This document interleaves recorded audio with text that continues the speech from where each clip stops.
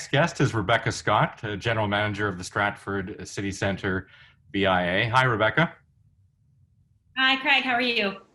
Not too bad. I want to look ahead. I don't want to look at what's gone in the past, but I want to find out, we're seeing the restrictions easing up somewhat. Where do you think we as a community can help our local downtown merchants, the restaurants, the members of the BIA, to help them get through the next 8, 10, 12 months? Well, I mean, there's a few things. The city is working with some of the stakeholders, BIA included, with an economic response and recovery group. We've now divided into sub-committees, and I'm on one standing for tourism, hospitality, and retail. So that's the focus of our downtown core mainly. And so we're looking at things. Of course, we have to wait for more information to come out from the province on these restrictions. We did see the guidelines come out today for different industry standards for safety. But the things we're thinking about now are things like how, when we're up and running in the new normal, what PPE will businesses need? How can we facilitate that and help them with that?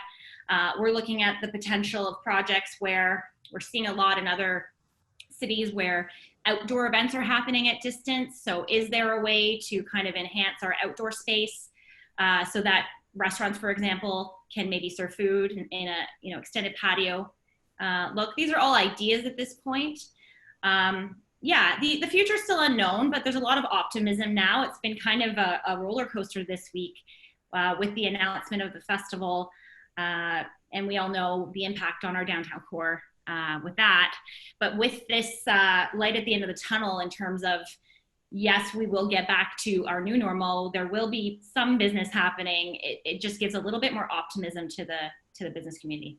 We have to remember that although we're disappointed that the season of the Stratford Festival, as well as Stratford Summer Music, have been postponed, Stratford has a lot more to offer than theater and music. Mind you, people do come to see those things, but we have great restaurants, great shops, great parks, all of which we can leverage somehow to bring people to Stratford and also have people locally enjoy it more often.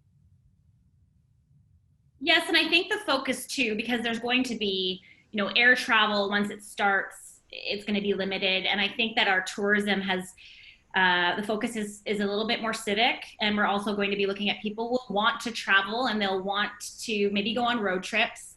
So as long as we're being safe and following the guidelines, we'd like to invite people to do that when we're ready to open up those doors to Stratford.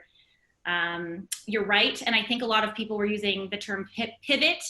A lot of businesses are pivoting. So again, not looking backward, but I think this has been an opportunity for some businesses to get their services online, and they've created their Shopify, websites and things like that, which are going to help them moving forward as well. What I find most remarkable is the community spirit that has come out of this. Instead of dwelling on the negative, so many people have stepped up to do things for the community and to reset their whole approach.